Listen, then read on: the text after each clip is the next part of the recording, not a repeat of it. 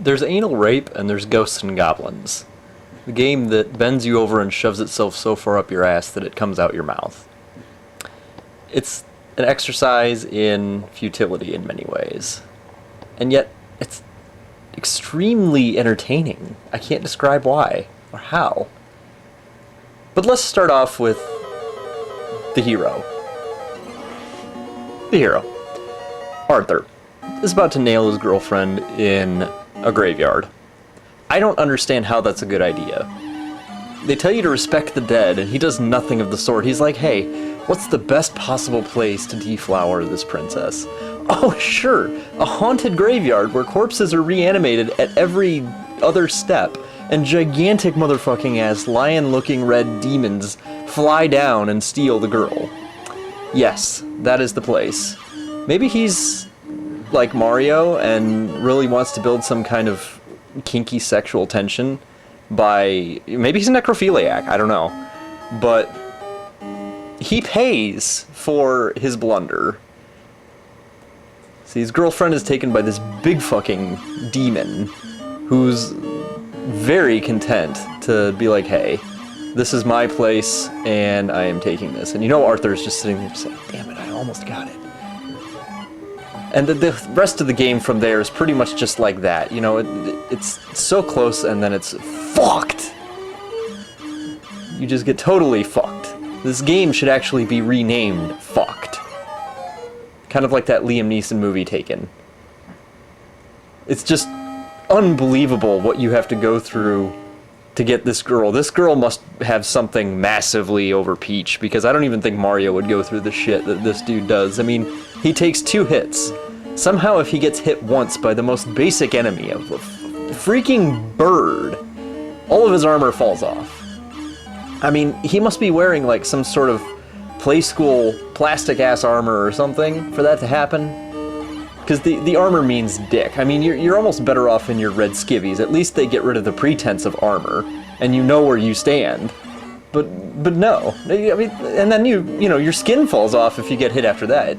You're just totally fucked. You know, Mario just kind of like flips over and dies. This dude turns into a pile of bones. What the fuck?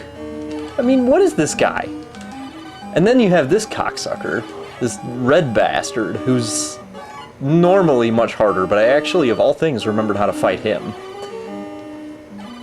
And that's just the beginning of the game. I mean, that's just the beginning. Very likely when you get to this place after dying 15 times, you'll be naked, or half naked. And just the scandal increases. You have those guys there who probably believe in the safest sex ever. I mean, their condom is a giant iron shield that they're trying to use to shove into you. And then you get attacked by gigantic flying peni. I mean, there's no way you can't tell me there's something phallic in that shit. And then the red jizz shot, or the white jizz shots they shoot at you. Yeah, the pearl necklace they try to very willingly give you, whether you're above or below them. It's some seriously scandalous shit. I mean, this game has to be the most scandalous I can think of on the NES. Even more so than the blowjob in Ring King. I mean, you have the opening sequence where the hero is a necrophiliac creeper trying to deflower a princess. And you know he was going to. The dude was in his underwear. It was just one step away from going full circle, you know? And then you have all of this stuff that is very phallic. I mean, you have those flying bastards, and then you have those creepy-ass motherfucker plants that also try to splooge on you. And that's just the beginning. I mean, we're not even past the first level yet. This is still the first level, and there's already all this questionable shit. They didn't pull any punches with this game. And then you have this big motherfucker who's wearing a red thong, and you gotta wonder what the hell he is. And he very, very, very gladly skull fucks you. But when he skull fucks, he doesn't gouge out your eyeball. He just shoves it through your whole skull. He just runs at you and poof, right through the freaking cranium. And things just deteriorate from there. I mean, the first level is a taste of the obscenity in many ways that you're going to experience if you play this game. This is a game that you play drunk at 5 o'clock in the morning. And then look at this piddly-ass weapon you get. You get this shit. I mean, what is that shit? You can have 2 on the screen at once, and there's very obviously a lot more enemies than that normally. It doesn't do dick. And then the other weapons you get aren't even any better. Hell, the weapon you need to beat the game, it doesn't even work on these bastards. That big fucker. And right there, see?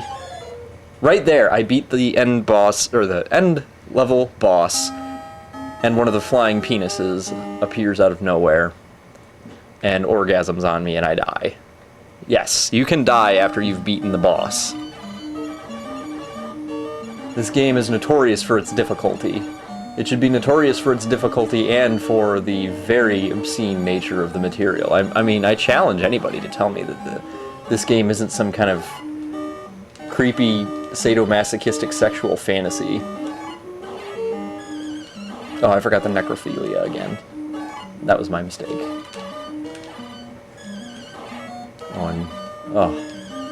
And when we get to the second level, things just deteriorate from there. Then you get 2 girls in a cup shit. Shit really hits the fan when you get to the second level. See, here I was lucky. He was flaccid in that case, so he couldn't take me.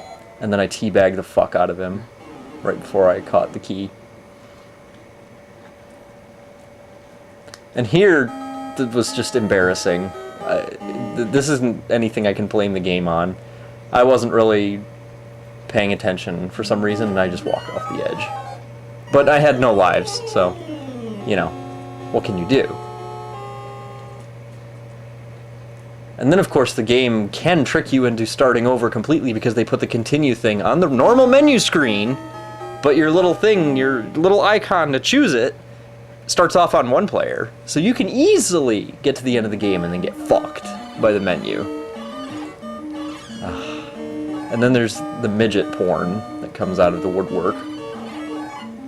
Somehow I made it through here by just running like a little bitch. Of course, when you're stark-ass naked with a shitty weapon in a gigantic hell, which this is probably what hell is like.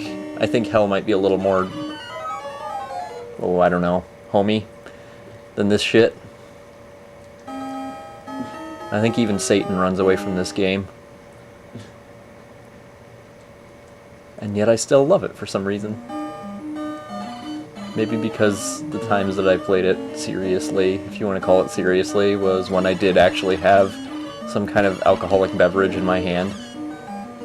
Ah, here we go. Here's where shit really starts to fly. And by that, I do mean very literally. These big motherfuckers actually either... Look at that dude above me. He's blatantly taking a spiky shit on me.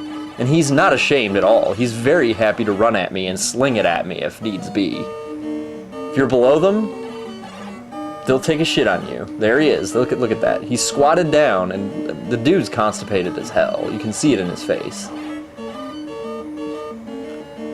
I mean, look at that motherfucker. See, look, then there, he slings it.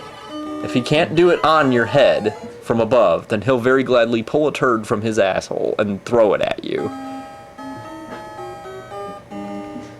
The equivalent would be like if Bowser shat out those spiky turtles himself. Either on you from his little smiley blimp, or if he pulled them out of his ass and threw them at you. And we're to creepy-ass little fairies. And just... I've made it further than this area before, but this is so disturbing to me. I mean, this really is like a bad porno. This is like a bad horror porno. You really can't describe it as anything else. It's satanically difficult as well, which does not help. See, look at that motherfucker sneaking up on me, and then very, very happily... Look at that shit. He just tried to teabag me. And so the lesson is... Only play this game if you're into some seriously questionable geeky sex acts. Or you're a drunken, masochistic video game player. Like myself.